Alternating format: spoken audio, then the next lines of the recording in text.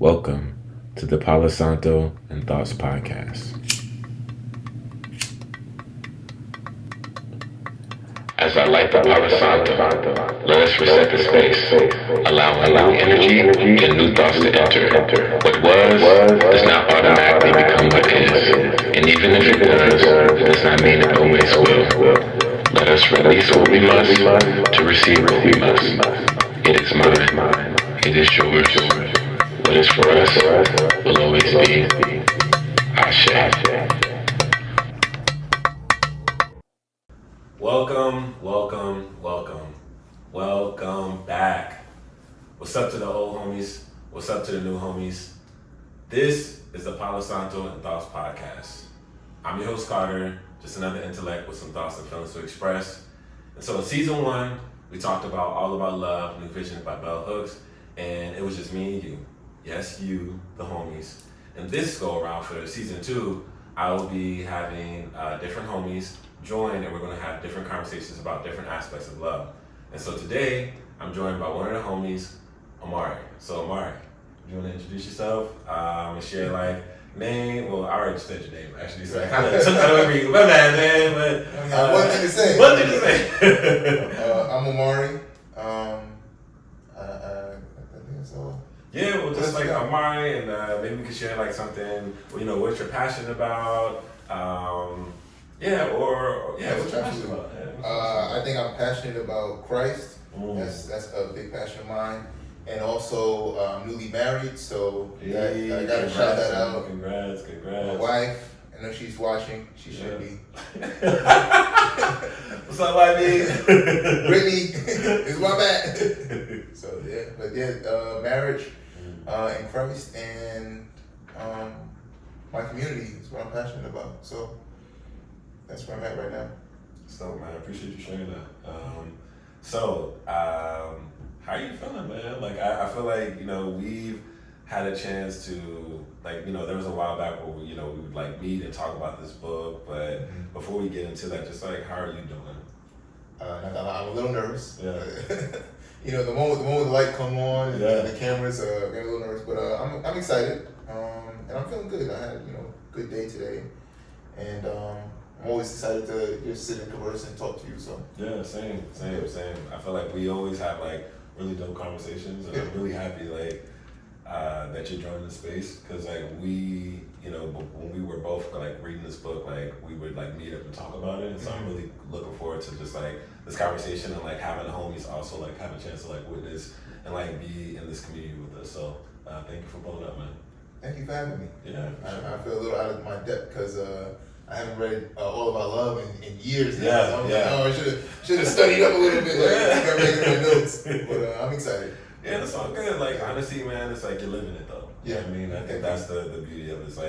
It's we read it, but the idea is for us to actually do what the invitation is, which is return back to love. So again, congrats on the marriage, and it's we're gonna get into it more. You know what I mean? Thank you. Yeah. So got some little note cards here with the questions and stuff. Okay. So pretty much, one of the things I always love for us to start before we get into talking about the podcast is grace. Grace is super important, and so I want to ask you would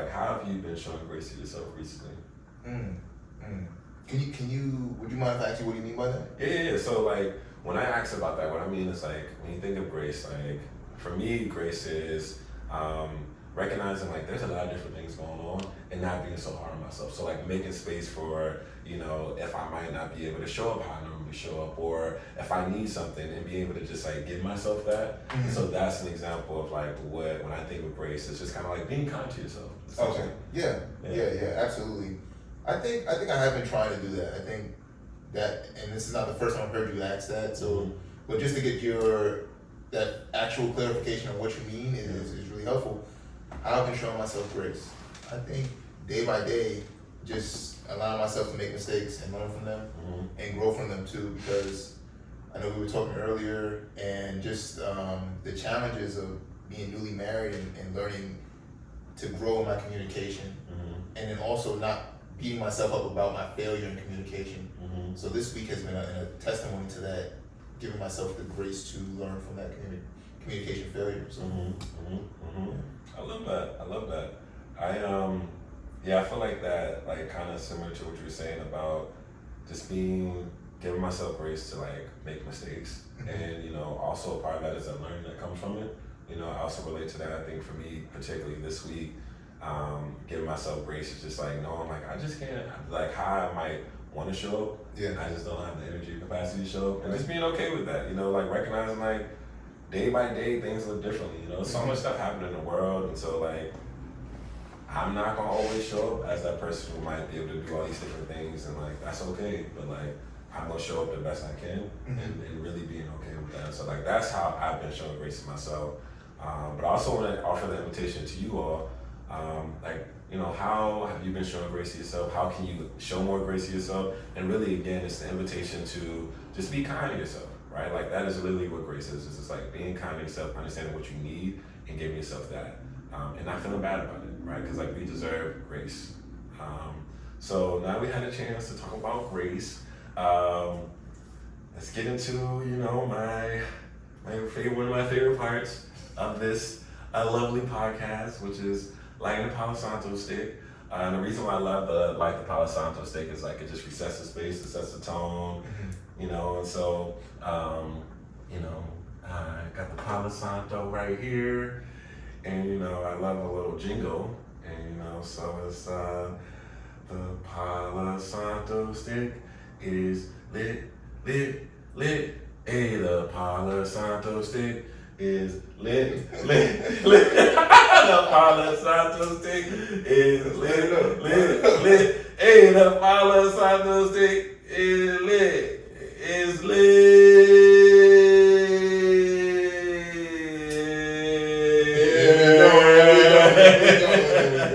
It's taking a little longer to lift this thing up. There it is. All right, the Palo Santo stick is officially lit, y'all. And so in season 1, the me lighting the Palo Santo stick means that we're about to get to the conversation about, what we're here today to talk about. So, and like the Palo Santo stick.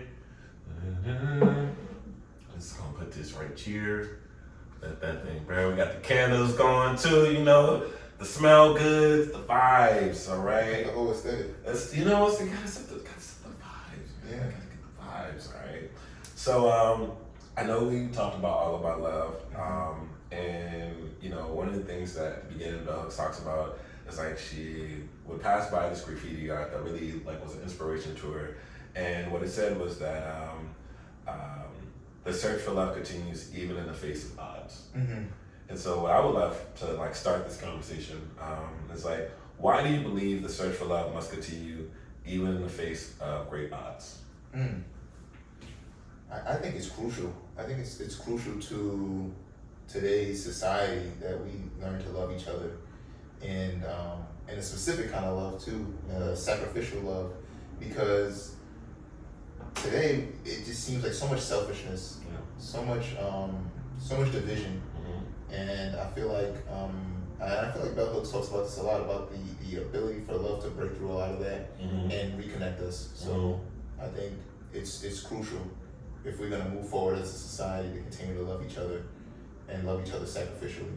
Yeah, and I really appreciate you saying it, because I felt like we were talking about community earlier, and so, like, that sacrificial love where it's kind of like we're thinking beyond ourselves, we're not only thinking about ourselves, is like when we know that everyone else is thinking about us, it's easier for us to think about others as well. And I think that, the challenging part is, like, even if we don't feel like someone might be thinking about us, that we're still considering others. Right. And it's like, because I can imagine, like, because, even in this realm, right, when I think about, like, so much stuff happening in the world right now, and it's easy to be like, all right, I got my stuff going on. Like, I am literally, like, struggling to navigate my own stuff, and I can't even think about what's happening.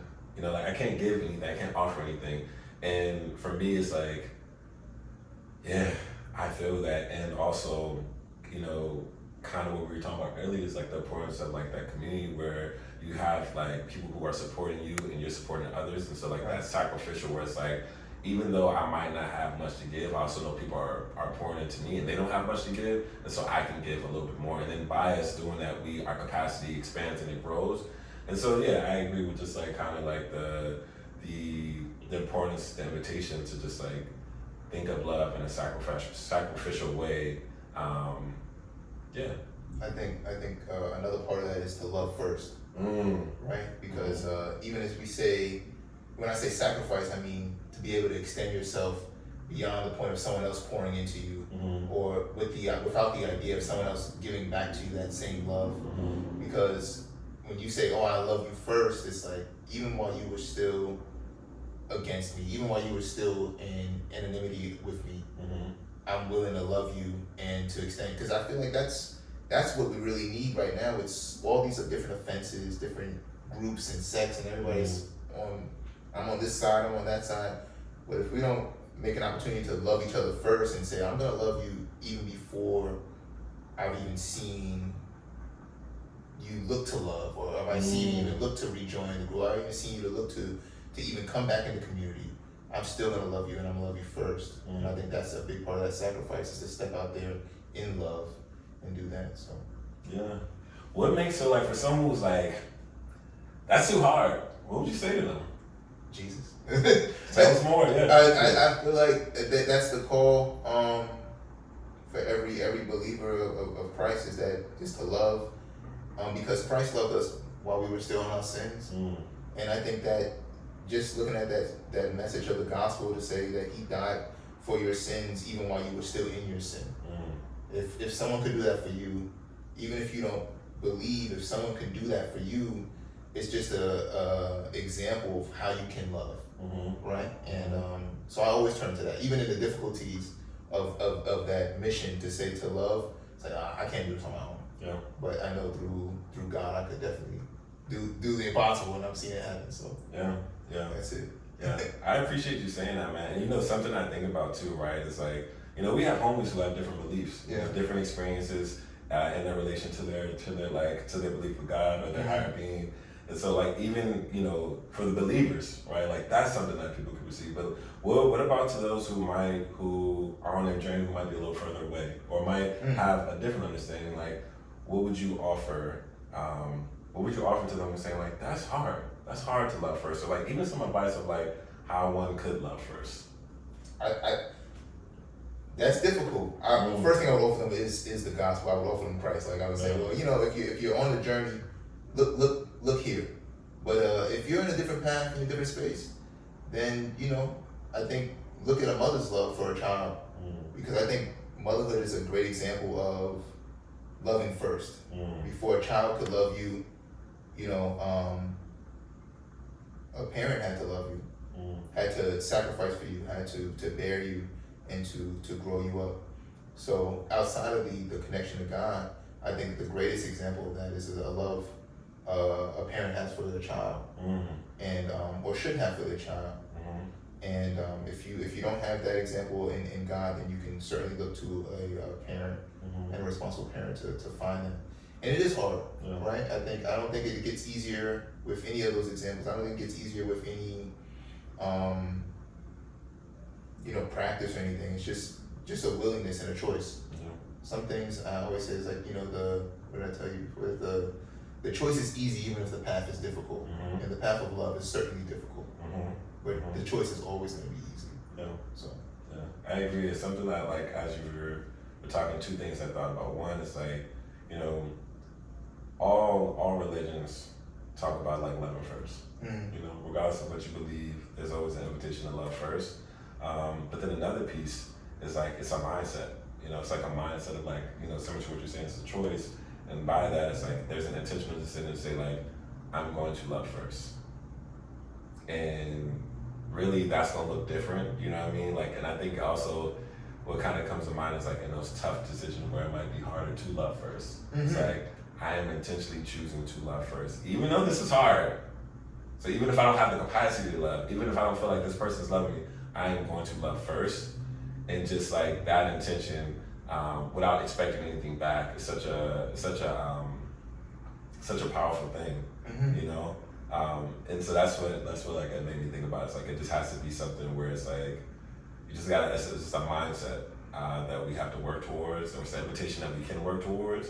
And by doing it, I think we get into a place where we are now receiving love from strangers. But then also it's a practice that now can inspire others. Right? So like when others see you love first, they see the impact of you loving first. They feel the impact of you loving first. Then it's like, oh, I see why it's such a good thing to love first. Because like you don't even know me, you showing this type of love, right? You know, so I think that's also like the beauty of it. When we're on the receiving end of like someone who loves us first, and it's like not someone who has a connection to. It's just like, oh, this is weird. Like, why are you doing that? And it's like, no reason. I think even you start to love yourself more as you're able to love others, and I think that pours into you. You can pour into yourself. You start to feel that sense of loving connection, even as you can continue to give others love, especially strangers, right? Yeah. Like to reach out to someone else and just have a meaningful connection with someone. You walk away with that feeling so much more better about the experience, and it's like, oh, that was great. Absolutely, yeah. Why not try, right? Yeah, I think about like moments when I've like traveled and like literally when I have like conversations with strangers and I just like feel that like love. I'm like, this is really cool, you know. But it's just this reminder that there is so much good out there. So like even in the midst of like what we may see out in the world, it's like there's a lot of good out there, and we only are able to experience that when we put ourselves out there first. But we have to like love first. Absolutely. You know, with loving first, then we're able to see like, oh wow, there's so much good out there. So yeah. I think that's a great segue to what you were saying earlier about like kind of like the mother's love, the parents' love, and kind of going to our next question, which is, what's your favorite lesson of love that you've learned from a woman or learned from women? I had a quote from Bell Hooks I wanted to read. There it is. Come on now. We're talking about preparation, y'all, right? And this is a paraphrase, but it says, the will to extend oneself for the purpose of nurturing one's own or another's spiritual and emotional growth. Love is an action, not solely a feeling, a combination of care, commitment, knowledge, responsibility, respect, and trust. And I feel like that's one like major lesson I learned from Bell Hooks, just reading the book.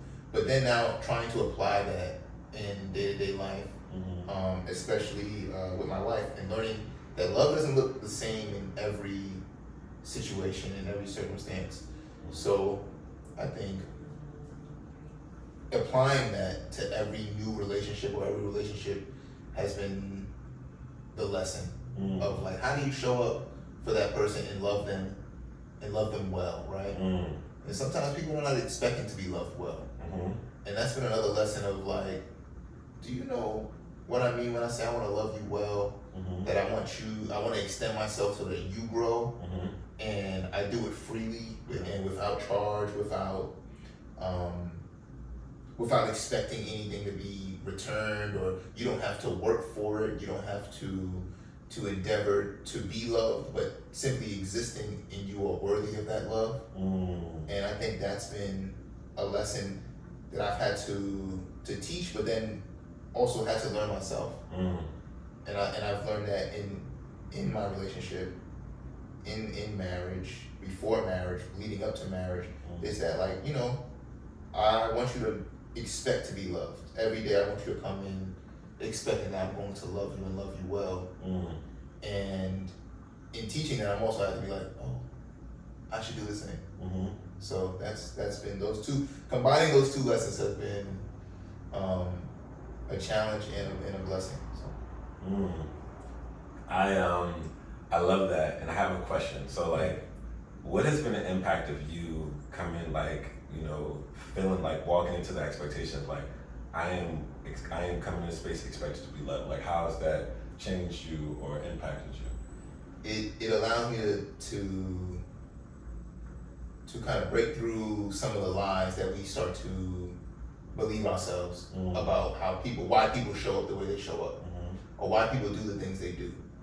And something else coming out, I think this was in All About Love, or maybe it was in The Will to Change by Bell Hooks, was that we are victims of victims.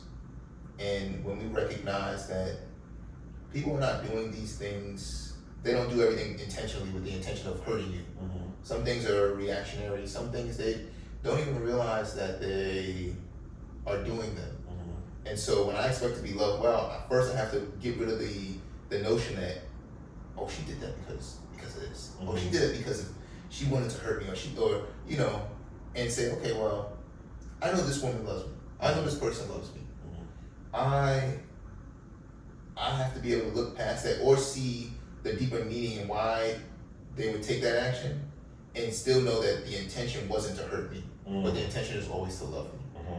And when I'm able to do that, it kind of helps me break through a lot of that miscommunication, a lot of those offenses that we would naturally take upon ourselves and be like, now I'm upset, now I'm offended, when I could have said, maybe that wasn't because she knows that makes me upset. Maybe that wasn't because he knew that I was going to react that way.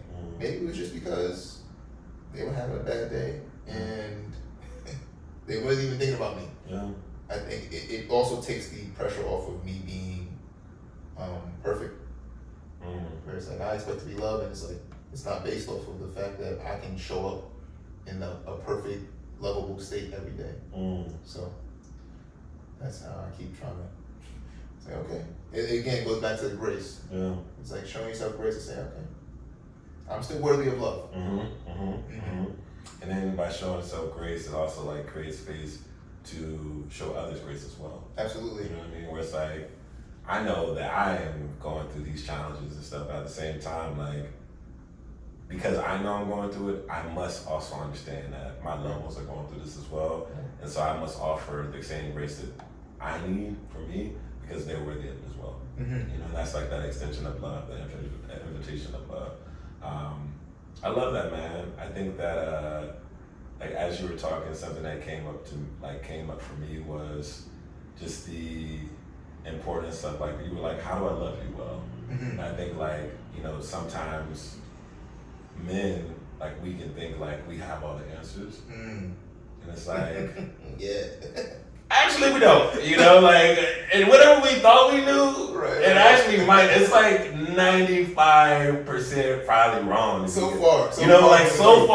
You know, and it's like, just asking, just saying like, yo, what does it mean to love you well? Yeah. You know, like makes such a difference. Like I feel like sometimes we feel like we have to show a particular way, and it's like, they didn't even ask for that, you know? And so it's like, that's one of the lessons that like I have learned is like the importance of just like asking for clarity and understanding of like what is needed, and that goes beyond and that goes within all different relationships. But I think that that's the lesson of like, I don't know, I feel like we as men, man, we really be thinking that we know a lot, and we feel like we have to know. We feel like we have to know the answers. So because we feel like we have to know the answers, we feel like we gotta do this, do that, and it's like I didn't ask for that. You know, even now this might be a little controversial. Hey man, this is the space, man. I don't think it's just a man thing. I don't think that it's just like men are just doing that. I think we're all doing that. I think we're all making those assumptions to say, oh, I know what he needs, I know what she needs, and I think if we just asked, if we were vulnerable enough to say, I don't know, and say, you know, I don't know how I can love you in this situation, how I can love you in this season of your life, but if I just ask you, and this is something I actually learned from you in a lot of our other conversations about asking questions and saying, you know, how can I support you in this, right? And I think support is a form of love, right? So I think being humble enough to say, I don't know what's going on. I don't know how I can show up for you, but how can I support you in this? And the only reason I say I don't think it's just a guy thing is because I know my mama. I know my mama. And she thinks she knows, she know my son. I know what he needs. And we spoke before. I know what he needs. I know exactly what to do. And it's like, Mom, why didn't you just say that? So I don't think it's just that. And I mean, my wife, we had that same issue too. It's like, I know. So I agree. I appreciate you like offering that that additional perspective. Like, yeah, it's not just a men thing. We all can walk into expectations where we're like, this is what because society has said this is what everyone needs and what we know we can like. This is what this person needs, and it's like, actually no, that's not true. So I do appreciate that. And I agree. All right, okay, so let's keep it moving then. So in chapter 3, I'm gonna get the laptop for this. Appreciate y'all patience. Yeah, get some water. I'm like, damn, thirsty as hell. Right. Gotta stay hydrated. Drink y'all water, alright? Alright, so in chapter 3, honesty, be true to love, Bell Hooks said, to know love, we have to tell the truth to ourselves and others. She continues, she says, creating a false self to mask insecurity has become so common that many of us forget who we are and what we feel underneath the pretenses. Breaking through this denial is always the first step in uncovering our longing to be honest and clear. Lies and secrets burden us and cause stress. So the question I want to bring to the space is, how has honesty brought you closer to love, and what has made it easier to lead with honesty?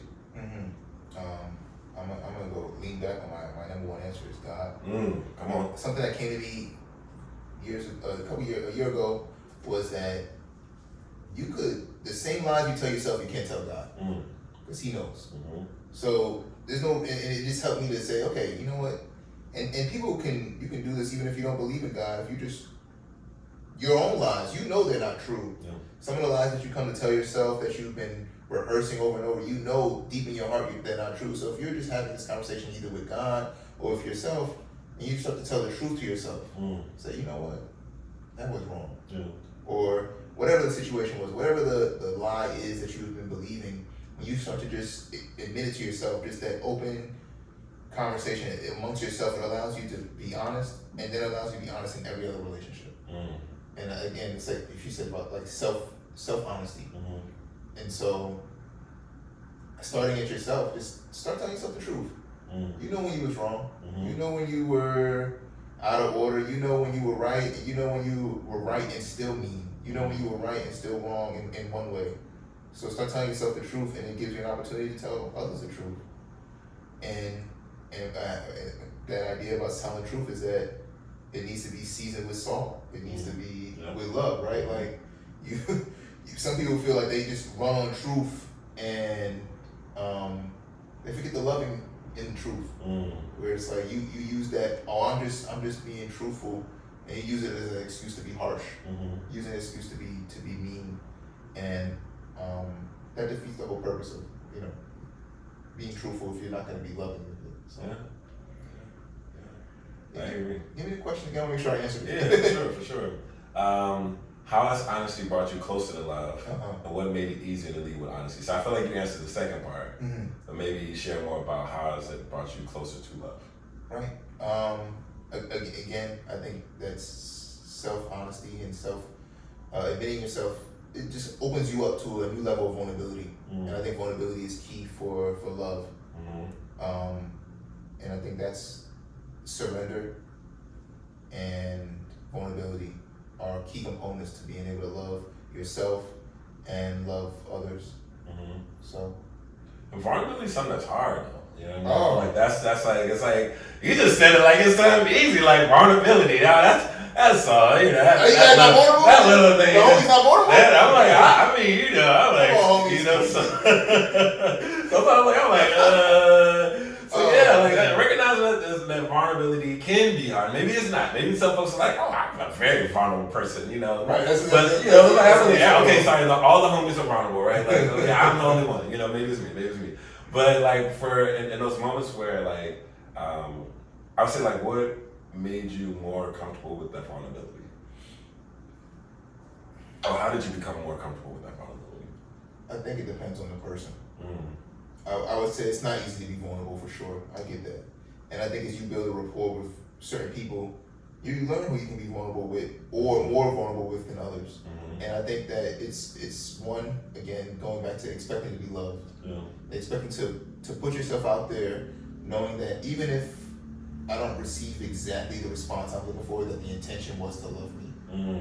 So with that mindset, I can step out and say, okay, I'm gonna open myself up and bear more of myself out there, and not be afraid that I might be hurt. And I think that's a key component to being vulnerable, right? Is to say, I expect to be loved, and some people you can't expect that from. Not initially, right? You don't go out there and just start meeting strangers and say, you know what, I'm gonna be completely vulnerable with you. And I think there's a level of vulnerability that you can have with strangers, and then there's a deeper vulnerability that you have to learn to trust, right? We go back to honesty and trust. And you just kind of grow step by step, day by day. And so, but it always is that first step. You know, to love first, be vulnerable first, take chances.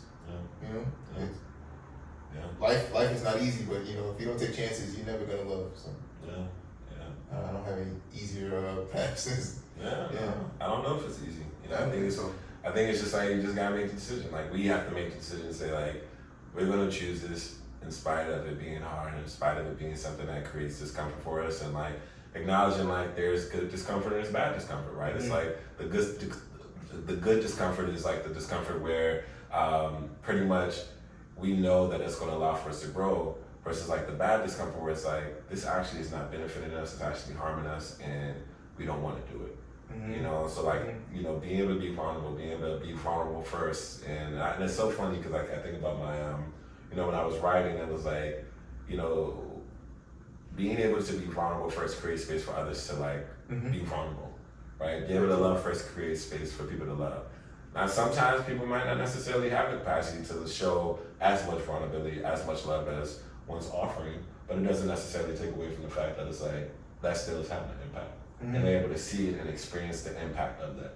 You know, sometimes it's like, it comes down to just like, sometimes people just need to feel it, like to know and understand, you know, like I even think about like boundaries, right? Like I feel like we talk about boundaries so much these days, like boundaries, you gotta have boundaries, which is true, right? And I think that for most people learn to respect boundaries when their boundaries are respected.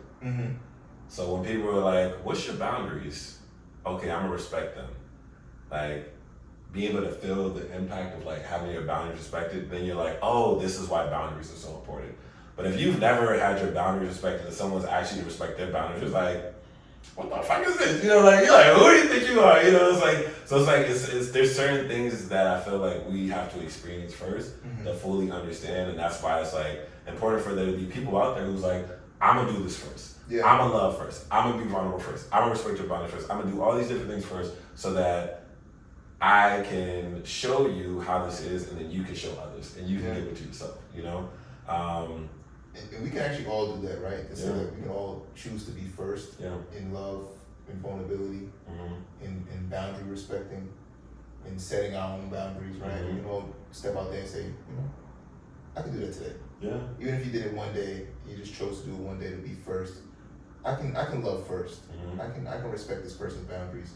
I can even just be vulnerable enough to ask them, what are your boundaries? And how can I respect them? It's a game changer. It really is a game changer. Right. Don't assume you know. Don't assume you know. Don't assume you know. Don't assume no one doesn't have boundaries either. You know? I was like this. I was like, when I was thinking about this question, I was like, how has honesty brought me close to love? Is like by being honest of who I am. Like I'm able to receive that love. You know, because I think that, you know, when we hide versions of ourselves, when we don't share the full version of who we are, there's parts of us that's not loved. And so when we're able to be honest, we're able to receive, all of us, every atom in our body, right, is able to receive love. And I think that's like how honesty has brought me closer. It's just like knowing that by me doing this, I'm gonna receive more love, and I'm gonna get the love that I deserve, right? Because not being honest or like withholding information, right? Now, in the back of my mind, I'm like, oh, this person loves me for this, but would they love me for that? Right. You know? And it's like, no. They love me for all of me because I done told them everything. Right. You know what I mean? And so I think that's like, we deserve that. And so that's how love has brought me closer. And what has made it easier to leave with honesty? You know, the thing is like, I appreciate what you said earlier about like the pouring of salt. Like, I don't like salt, y'all, but I like some seasoning, so we just gonna say some seasoning, right? You know, we gotta make sure you season. Salt is the seasoning of life. It's the seasoning of life, but sometimes, you know, I mean, great, I guess all seasoning got salt in it. So, you know, but, you know, I just try to avoid the salt, y'all, okay? But, you know, add some salt to like, the truth, right? Like, being honest is, like, for me, as someone who, like, I like to be really intentional with my words. Because I understand, like, yo, has impact. And, like, once you say it, it's out there. It's out there. Yeah. You can do all the different things you want, but once it's released, it's gone. You know, so like I'm very big on that, and what has made it easier to leave with honesty is knowing that like I can still say the truth without like harming others or hurting others. Because I think for me, I'm someone who's like, I don't want to hurt nobody. You know, so it's like I'm like, oh, you know, like, but. Another thing is like also being okay with understanding like there's gonna be times where I might hurt someone and that might not be intentional, and like there's an opportunity to repair like, you know, that rupture if it's something that mutually folks like all parties want to do, but it doesn't mean like if I fear that the truth will hurt and I avoid the truth because of that, I am only causing more hurt to the other person. Absolutely. You know, so it's like understanding that it's like honesty, by being honest, is also me loving the other person. So it's not only about me receiving the love, but it also allows for me to love others. So if I say I love you, for me to not be honest with you is me not loving you. You know. So yeah, that's like that was my like some of my thoughts about that question. I think that's a great point about being truthful is loving and being honest, right? Like sometimes we avoid conflict and the idea that I'll just let them go on doing what they're doing. It's like, well, if I know it's wrong or if I know it's dangerous and I don't speak up to say, hey, that's going to lead you into a bad situation or that's not going to be good for you, it's unloving. Yeah. Especially if I know, like, or even if I don't know, but I believe that like this, and it's like, that's not going to end well. Yeah. And if I think that to love you means to sit silently and watch you do something that will lead to your destruction, then it's not an opportunity. You're not giving that person love. Yeah. And even if it's like, hey, I'm just telling you this because this is what I'm seeing, this is what I think, but you get to do what you want with it. Right. But at least I am letting you know how I feel and where I stand at this. Absolutely. You know? Something you had said before about being honest with yourself and letting that person love all of you. Right. I think the lie that we come to believe sometimes is that they wouldn't love me if they knew this. Yeah. They wouldn't love me if they found out about this about me. So then you're either hiding that and you're living in this false sense of love where at the drop of a hat that they found out about what this thing is, they would stop loving you. And it's like, well, this is an opportunity for you to be honest. Yeah. And to see that this person has loved you through whatever else, or people do love you through what you think they will, throw you out for, or, stop loving you for, or hate you for, is that, you're worthy of love. All of you. Yeah. Every bit of you. Even the things you think are bad about yourself. You are still worthy of love even with those things. And it doesn't mean that you have to keep those things. It doesn't mean that you can never grow out of them. But in that season, every day, regardless of if you're perfect or imperfect or on your way to perfection, you're worthy of love. Yeah. And so, if you're not honest about those parts of yourself, those imperfections, then you'll always be having that feeling in the back of your mind that person may stop loving you if they found out. So that's something to think about. It's like that. It's like the insecurities and the shame. It's like how that can connect. That could be something that serves as a barrier to us like gaining access to the love. And I would also even add, right, like even if the person's like, you know what, that's I can't. I don't. You know, that is also love. You know, because that's honest. Yeah. It might not be what we want. Yeah. But it's still honesty, and we're giving them the information to be able to make and say like, I am choosing to love you. Right. I'm choosing to love all of you. So now I know this. I am choosing to love you, and I'm choosing to continue this, or I'm choosing to not continue this. But it's still coming from a place of love because it's honest. Right. It's honest. So yeah, because I think that also that sometimes is like something I think, you know, comes up with honesty, right? It's like, well, I don't want this to end. I don't want this to stop. Right. It's like it becomes a selfishness. Yeah, and it's like, well, who's to say if it ends that that's not still love? Right. You know? Right. Like what? But if it stays the same, and it's not, you know, the foundation of it is not honesty, then it's like, well, is this really love? Right. Right. And like being able to having to sit in that, you know, I would imagine could be really tough. Absolutely. You know, I think you hit it right on the nose. Is that you in that dishonesty, in this level of selfishness, it's not love, because now there's a barrier of like, one, there's always gonna be a miscommunication. There's always gonna be a level of disconnect between you and whoever this person is. If you always think that you have to hide something from them, if you have to hide yourself from them, and then you have to live in a with a mask on. How comfortable can you live with it? Think about like during COVID, we all had to wear masks all day long. Like, how comfortable was that we all had to be wearing these masks all day long?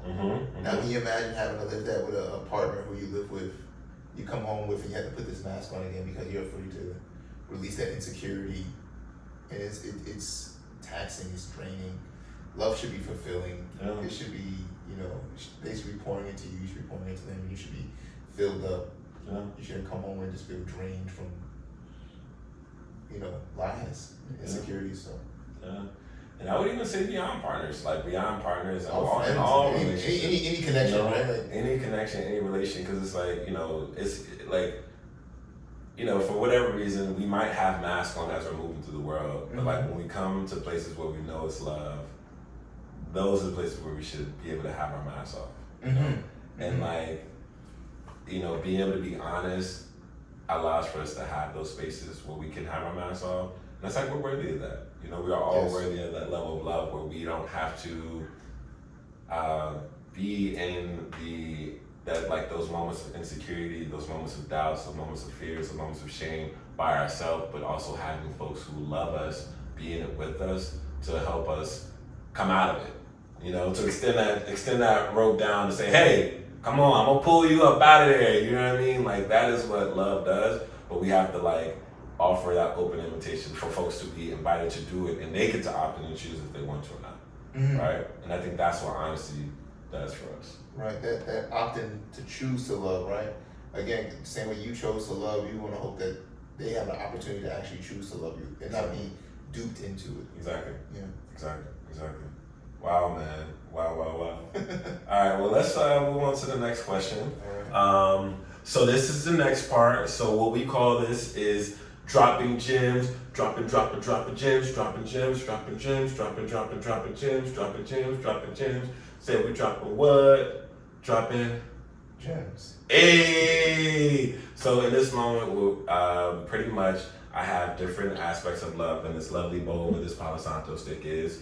And what we're going to do is we're going to say one of our favorite gems from this. So it could be self-love, spiritual love, family love, romantic love. I think I said friendship love, and all types of different aspects of love. So I'm going to pick one out of the bowl, and then we're going to talk about a gem that we have learned from this particular type of love and how we learned the gem. And so, yeah. All right, y'all ready? Y'all ready? I'm assuming y'all said y'all are ready. All right.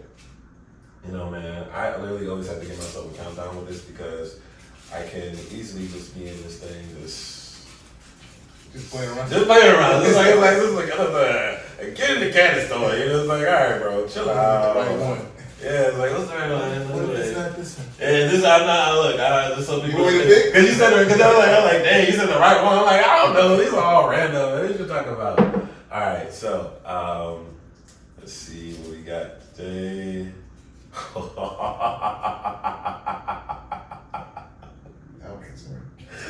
No, man, no. Nothing to be concerned about. Family. Oh man, yeah. The reason why I laugh is because like we've had conversations about family. We talk about a lot of stuff, but like family, I feel like we. So yeah, it comes up. It comes up a lot. So that's why I was like, this is good. This is good. Man. So family love, y'all. That's what we finna talk about today. All right, so let me just make sure I got the question right. Okay, so what's been your favorite gem about family love, and why is that your favorite gem, or how did you learn this gem? I think that family is the hardest group of people you have to love. You don't get to choose them, you don't get to pick them, and they feel entitled to it. So it's like even when they just so family, they you're expected to love them, and I think that actually gives you an opportunity to choose to love, and to really learn how to love people well is learning how to love your family, because I come from a traditional family of like my mother and my father. I have one sibling, and my parents are older. I'm not gonna say their age, but they're older from they're New Yorkers all their lives, and I would say that they're just victims of victims, and Caribbean background, and it's just challenging to like, you guys need to grow up emotionally. And I love them to death. And I've seen such changes in their lives, and especially in their growth. So I think one gem is just going out there and just extending yourself to the fullest, because I think family is one group of people who will challenge you to love them in the best ways. And I think if you come to love them, and not in a way that society forces you to or tells you have to love these people, but making your own choice, right? Like what we just said about not being duped into loving someone, but knowing who they are. And I think with family, you know a lot about them. It's hard to hide any of those things. So you've learned all your life about these people, and now you can come back and say, you know what? In all that, I still choose to love you. And I think if you have a good relationship with your parents, or a good relationship with your family, your siblings, your whoever, it's still not easy, because you know so many of their flaws. You know so much about them, and if you can still make that choice to choose to love them, then you can learn to love so many other people, right? And so I think that's like an idea that it's starting at home, right? Love starts at home, and I don't know if those are one gem or multiple gems, but family's hard, and loving them is hard, but it's fruitful. It's worth it. Yeah. And sometimes, what I think this is for everybody, is that love doesn't look the same for every person, and so it doesn't mean that you have to. If you got an abusive family, you got an abusive mother, father, sister, whoever, does not mean that you have to be in that close relationship with them to love them. Sometimes you have to love from a distance, and separate yourself from that family, from that group of people, and still be loving and still care, but also know that you can't be in that space with them. It's not fruitful, and it's not loving to be dishonest about how you feel about people just because they're your family. So. Yeah, man. I feel like it's like, I think that's like with love, right? Especially like with family, it's like we know so much of them, but they also know so much of us. Right. And because of that, like how that is like engaging, like we can also hold on to different aspects of who we know them to be, but they can also hold on to different aspects of who they know us to be, and like how that engagement is like, well, I'm not that person no more. So like, what's going on? You know, like, this is actually what I need if you have the capacity to give, versus like who you think I am and what you know. So I think that's like, and I would say with family in particular, because of that time, like how long we've known each other, I think it's like we got to be open to learning each other, like constantly learning each other. Like, oh, that's good. I am like, oh, this is who you are now. Like, I knew you as like this before, but now this is who you are. Oh, you knew me as this person, but now this is who I am. And like being curious about that, because I feel like we are always changing and evolving. We are capacity change, evolving our understanding of us. And so because of that, it's like, and it goes back to that grace piece too, right? Like it's like giving ourselves that grace. But I'm like, that right there, I'm like, we gotta be committed to learning one another. And I think that's love too, right? Like committed to learning different aspects of us. And I think what sometimes can be tough is like not holding on to that one particular version of the other. And like being okay to release it and to say like, all right, I know this is who you used to be, but I want to understand who you are now. So that was something that came up for me when like thinking about this gym, is like really being open to learning like different versions of our family member. Because I think like even like some of the relationships, I'm like the relationships that I have with, you know, siblings, some of it's based off of like the ones that are stronger, even cousins, parents, right? It's like when it's strong, it's because we're both committed to learning about the newer version of ourselves. Right. But if it's not as strong, it's because one of us or both of us are stuck on the older version of who we were, you know, and how that shit, like how that informs my interaction with them, subconsciously, unconsciously, is like can determine if that strengthens or doesn't strengthen a relationship, you know. So that was something I was like just like really standing out for me.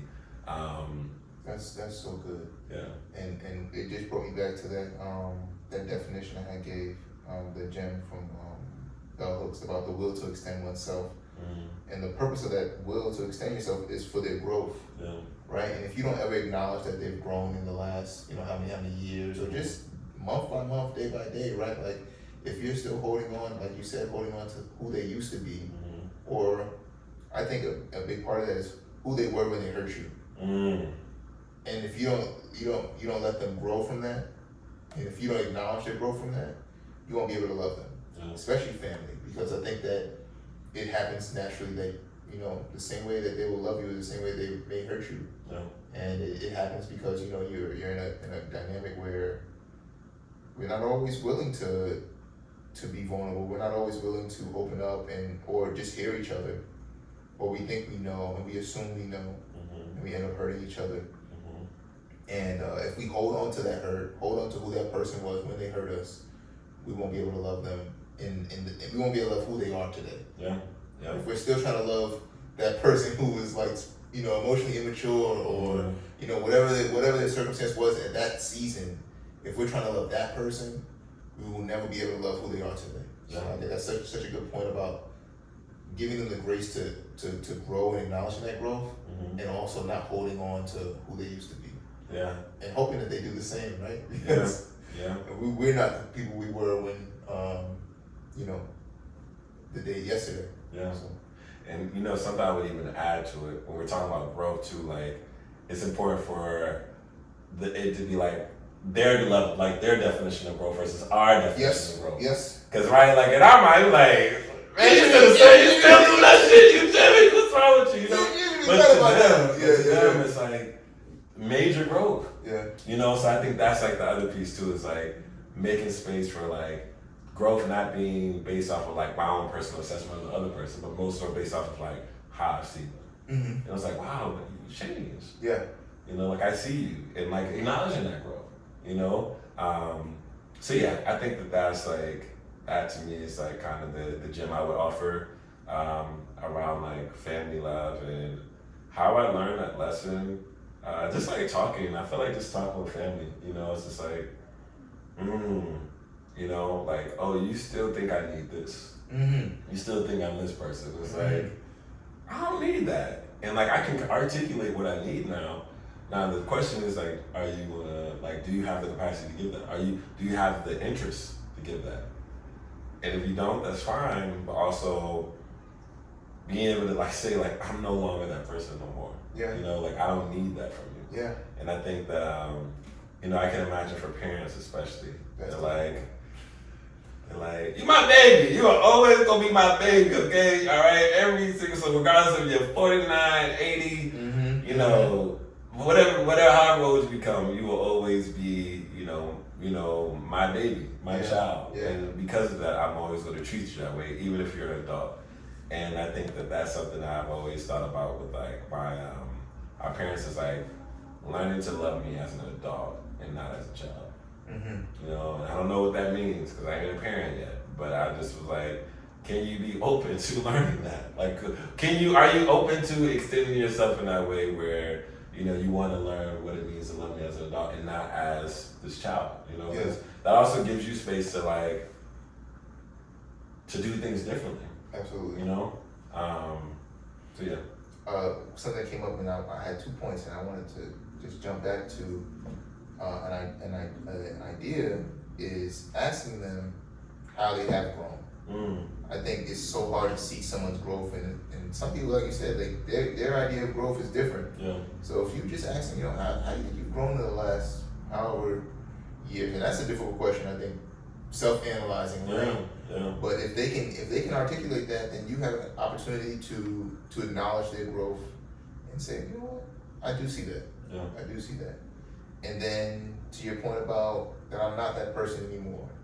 I think we spoke about this before about, especially like I think from my mother. I hope she's not upset. But her identity has been mom, right? That's her number one. It became her number one identity for so long, and my identity was son for so long. Yeah. And I'm no longer. That's not my main identity. I'll always be someone's son, but you know, identity as brother, husband, friend. You know, whatever other identities that you start to pick up in life, they start to supersede you being just a son. Yeah. And for moms, I think that, or even for parents in general, like that identity as parent, never really, they don't have an opportunity to shift back into wife, husband, you know, friend, your coworker, whatever it is, right? Like they hit that identity, they hit that season in their lives, and it never trails off. Yeah. And so, if their number one identity is parent, then your number one identity to them always has to be child. Yeah. And it's difficult to realize, oh, I don't have to be that parent anymore. I don't have to be that caretaker. I don't have to be that wisdom provider. I don't have to do all those things in this season of our lives. Maybe I can change the dynamics of our relationship and be a friend. Yeah. So I hope that as I'm blessed enough to have children, that I can just keep kind of look back on those. Hey, no, I was gonna say, I was like, hey, they're gonna be like, hey, you remember when you said that, Dad? I was like, hey, let's pull the clip. Right. So just remember that. Yeah. You remember. So I love that, man. I appreciate you sharing that. Yeah. So I feel like this is a great opportunity for us to like, you know, kind of wrap up into just like the next question, which is, Buzz asks us like, how do we, you know, like not how, but like more so like, you know, the invitation is like for us to return back to love. You know what I mean? And so my question for you is, as I'm pulling it up because I want to make sure I ask the right one, is how can people return back to love? Like from your standpoint, like how do people return back to love? Choose to love. I think you could wake up today and make a choice to say, I'm gonna be loving. And you could do that. I don't even know how you would do that for each and every individual person. But I think we all have a good understanding of what it means to love. And if we don't, we need to evaluate that that first, right? Say, okay, if I don't know what it means to be loved or to love, then first I need to find out what that means, and then I need to choose it, right? And I think that's what's missing is the choice to love and love again sacrificially, love first, love honestly, love vulnerably, and that's it. I think that's how we return to love. It's just making a choice to say, you know what, I can do better. I can love better. I'm worthy of that love, and therefore everyone around me is worthy of that love. I love that. I think I'm gonna take that actually. I'm gonna take that as like love first, and know that you are worthy of love, and you're also worthy of getting love. That's an invitation for you all as the homies. It's an invitation for us. So yeah, man. Wow, I really appreciate you. Like, no, I'm serious, man. I'm like, yo, this is like a dope conversation. So I really appreciate you pulling up and just sharing, engaging in the space, and sharing your thoughts and like perspective. So yeah, thank you, bro. Thanks for having me. This has been good. I mean, we've had these conversations like off camera, but it's also good to just have a more structured conversation and go through the questions. And so it was nice. I like that. I appreciate that. Oh, for sure. Thank you. No worries. All right, y'all. Well, the homies. Thank you for tuning in to another episode of the Palo Santo Thoughts Podcast. I'm your host, Carter. Please do check out the podcast on the Palo Santo Thoughts Podcast on Apple and Spotify, and then also follow me on Instagram at Palo Santo and Thoughts. Thank you, appreciate you. Hope you have a phenomenal rest of the week, and take care. Much love. Peace.